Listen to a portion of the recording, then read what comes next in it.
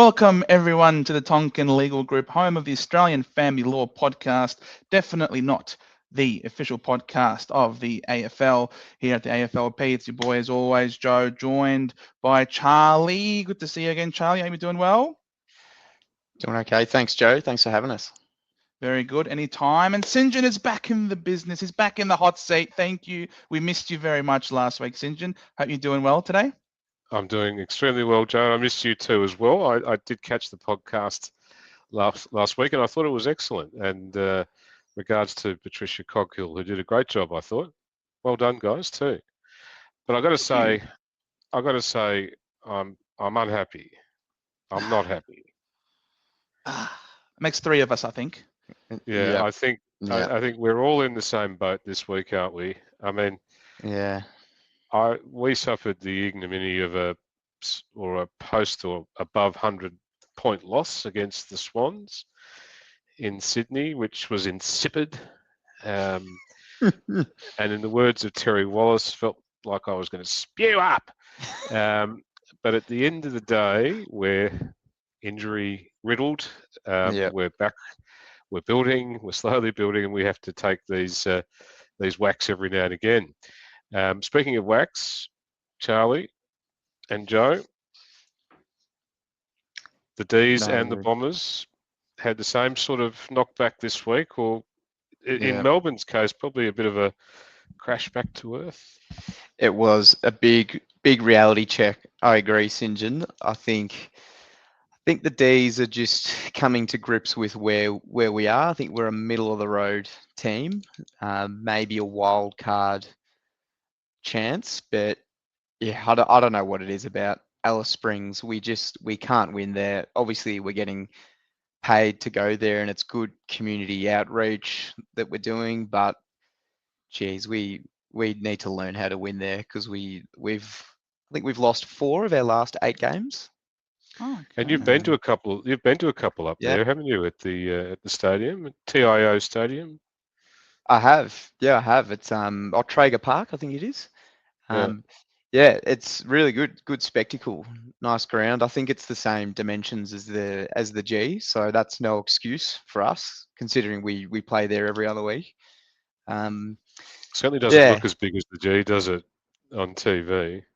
No, well, it's got that big tree. I think there's a gum tree that's hanging over the half forward flank on one end, but disappointing. But I think the Giants look pretty good, so I'll use that as an excuse. But Joe, what about the Bombers? What excuses can we conjure up for the Bombers?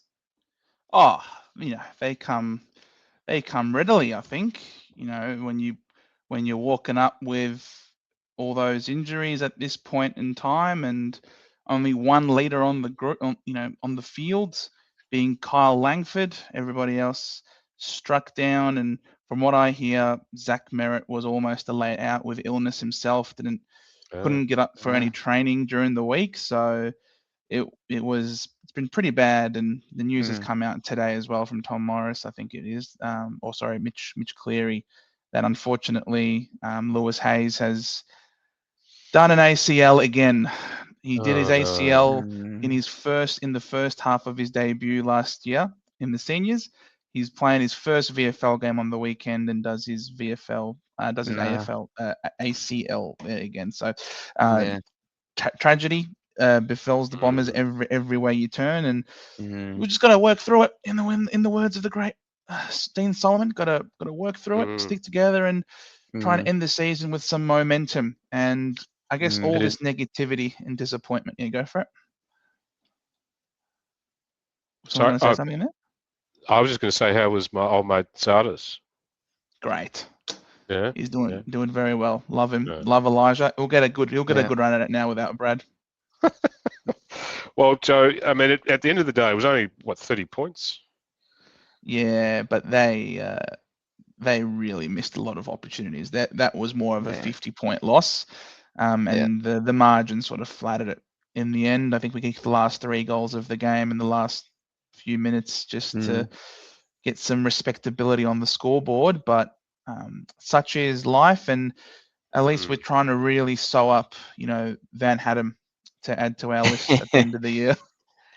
Well, at least the 3 of us least the three of us were all in it together with our disappointing, deplorable efforts from our three teams. Yeah, no one. I wasn't going to send any texts this weekend, and I wasn't looking forward to anyone being sent to me either. So, but at the end of the day, it's footy, isn't it? There's always next Yeah. week. Although we've got the best chance of not losing this week. The bye. Bye. The bye. Yep, that couldn't come any sooner. Thank God. Yeah, no, look, it's disappointing being a Richmond supporter and an Essendon supporter. Charlie, you've had some ups and downs. No bump from Yep. coach, the new Essendon coach, Joe. Oh, that was never going to happen with that injury. Toll, unfortunately, very different to Carlton, which is, I think, really, it's built for the now, the Carlton team. Yeah. They have more talent on the team, on the list, on the field, and a lot Mm. less injuries, which definitely helps. But, as you say, there's always next week. And as you say, Charlie, we're in it together the same way that we are in it with our family law clients, because family law, very much like football, is not always a fun thing. A lot of times you can be hit with some disappointment along the way, because it's not a smooth ride. It does come with its ups and downs and its bumps and bruises. But ultimately, what we do here at the Tonkin Legal Group is to hold your hand and try and foresee and predict some various potholes in the road before we get there. And sometimes we might have to be reactionary. Sometimes we might have to be quick with our reactions because something unforeseen occurs. And we're going to go through some of the disappointments that you can encounter in your family law matter, as well as how we can deal with that disappointment and move forward. Yeah, and not that we're likening the disappointment of our football clubs to the disappointment involved in family law matters, but it's a tenuous nexus or link, but there is one there. I can start, guys, if you don't mind. Sure. One of the most disappointing things in any family law matter is not only the breakdown of the parties' relationship, but the breakdown of their family. So relationships with children are put under pressure. So the disappointment starts before parties even come to see us, as a general rule, with the relationship breakdown. There are other factors that then come into play. Who stays in the house? Does the house have to be sold? Where are the children going to live? How are we going to split the time between two parents? And those sort of factors. So maybe concentrating on the sale of the house. Joe, in your experience, what's the situation when a house is, well, both parties want the house. Neither party can afford to buy the other party out. What's generally the solution in that situation? Well, in that situation, it just comes down to, I suppose, a commercial reality that in the event that you can't pay the other person out, well, this house cannot be maintained by you. Therefore, the house has to be sold. And it's obviously a very disappointing reality, especially if it's something that the parties worked so hard to build, started off as a patch of dirt, and now it's a full-blown house with memories and whatnot. But unfortunately, once the matter comes to a head and the parties need to separate, the property would need to, by agreement, be sold, whoever it is that they want to appoint to conduct the sale. And the proceeds of the sale will then be used to discharge the mortgage, if there is one, any costs and associated, fees with the sale. And then the funds would be held on trust, whether it be with the conveyancer, whether it be with one of the parties' solicitors, in a trust account held on behalf of both parties, pending a final settlement, final agreement or determination by the court. So it's not an unusual thing to see where it appears that we're struggling to meet the mortgage repayments, considering that people have moved out and they might need to have their own rent to pay on top of everything else, that the parties make a financial decision to reduce their liabilities and preserve the asset pool by agreeing to sell the house. Yeah, disappointing, isn't it? That's the parties, generally their major asset, and as you say, Joe, they've worked and strived all their relationship to make that a reality, and then the whole thing has to be dismantled. all hope is not lost, though. I mean, there are some situations where someone can pay someone out over a period of time, which might then allow one party to remain in the property, and the other party's content to be paid some monies over a certain period of time. So there's always other solutions to look at, but yeah, it would be disappointing working your guts out to get your house and then having to say goodbye to it. I think it is, but I think there are some, if you try and look at some positives to come out of it, I mean, no one wants to sell the family home, but it does tend to break the stalemate. So it kind of, it's a means to an end. It like Joe said, it pays off the mortgage from the proceeds, and it frees up some available cash as well. So that might be really, really helpful for both parties to keep them going for a period of time. They can agree to some partial distributions from the sale proceeds. So that's one lens to look at it. It allows the parties to kind of afford things that they otherwise might not be able to in the meantime. I mean, or it to also, or to re-establish themselves, to exactly. go on and buy another property, at least have the down payment for the next property, and move to the next chapter of their life. And without the cash injection from the sale of the property, that wouldn't be a possibility. Exactly, and it's a fresh start for both parties. So new environment, you get to free up some cash to purchase another property, or rent a property for a short-term period, so you can pay off the bond, or whether there's a month or 2 months rent or furniture, that sort of thing. You've got some available cash to use, even though the overall property settlement might not be finalised yet. Yeah.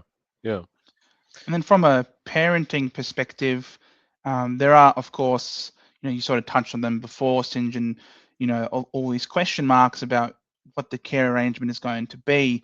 And a lot of instances, if the matter is in its early stages, for example, where both parties are just simply claiming, well, I believe this is in the best interest of the child, and someone else says, no, I reckon this is the best interest. A lot of instances in those, you would go and get something what is called a child impact report, or a family report that is conducted by an independent third party, tend to be either a child psychologist, but they are an independent third party which interviews the children if they're old enough, interviews both parents, as well as potentially looking at how they interact, and they will make their own assessment as to what they believe might be the best next steps forward in terms of the care arrangements for the child. And these reports occasionally might come back with recommendations that aren't to a particular parent's liking. For example, if they wanted to have unsupervised time to commence immediately, but the child impact report writer comes back and says, no, they recommend, for example, a couple of courses that need to be done by that parent before the time can commence. That would obviously be, it can hurt a parent, if they feel that their parenting style or their parenting capabilities are being questioned. That certainly is a bit of a bummer, but there are, of course, some positives, though, that you can get out of following those recommendations, right, Charlie? Exactly right. Yeah. So you can, when you do go through the process of a child impact report or a family report, sometimes it can come back with some negative feedback.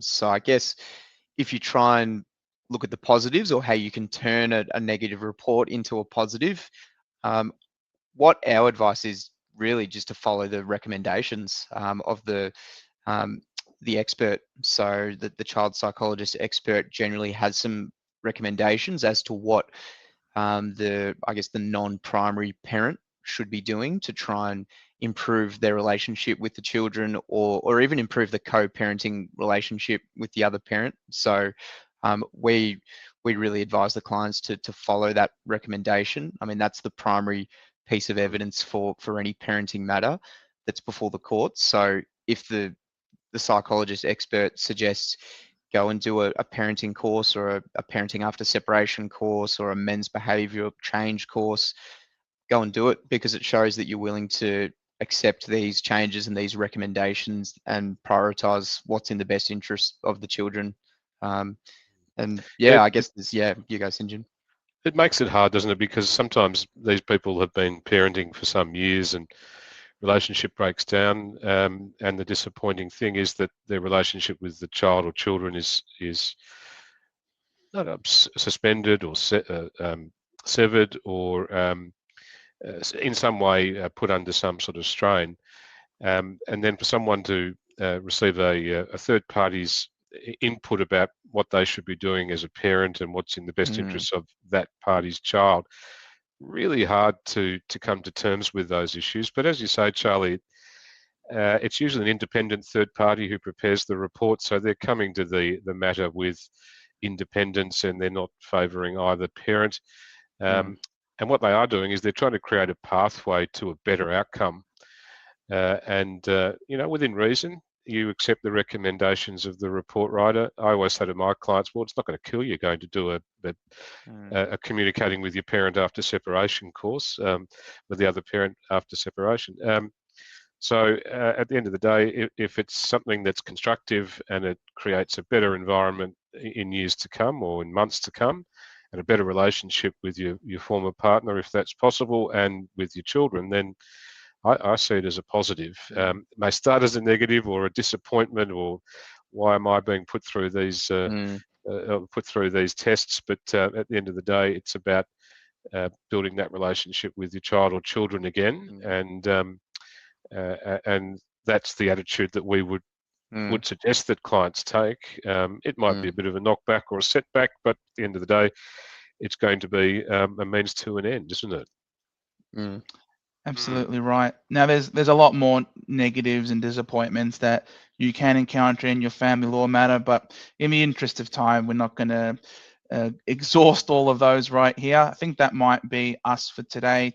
I just make one more comment, Joe. Oh, go for it. Yeah. Comment.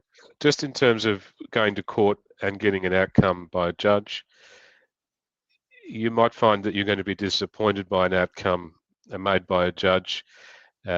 Lawyers can tell you what your rough estimate or what your value is or what your likely outcome might be within a range, but most people walk away from a family law matter unhappy because they've had to in some way divvy up the entire asset pool and create smaller chunks. So it's really a situation where going to court, you lose control of your outcome, and it may not be that you're happy with the result, which is forced upon you. All the more reason to see your local family lawyers and resolve the matter without going to court.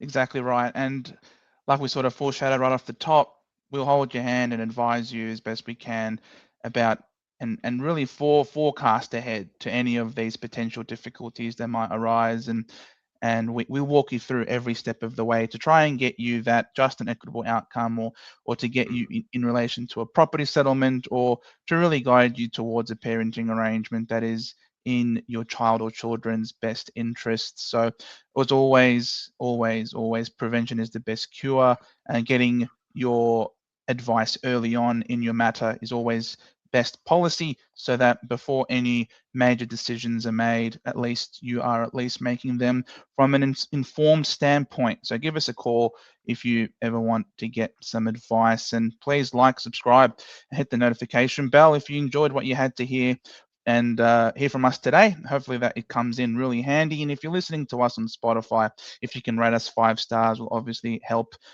the outreach of our podcast. We will be looking to upgrade some of this tech. We'll be coming in, hopefully, potentially a little bit crisper, a little bit sharper to come. So something to look forward to into the future. And St. John and Charlie, it's always a pleasure. Thank you, Joe. Great to see you. Great to see you, Charlie. Thanks, Joe. Thanks, St. John. Good to have you back. Let's get some wins next week as well. Well, yeah. Well, I've got a bye, thankfully. It's one I'm win. surprised you're saying that, Charlie, because if you want us to win next week, it means your team has to lose because we play you next week. Well, the grudge match again. No, I think it's King's birthday next week. Sorry, I thought for me, I say this week is this week, and then next week is the following week. Yeah. No, sure. No, well, we're not playing you at Adelaide Oval, so I'm not as concerned.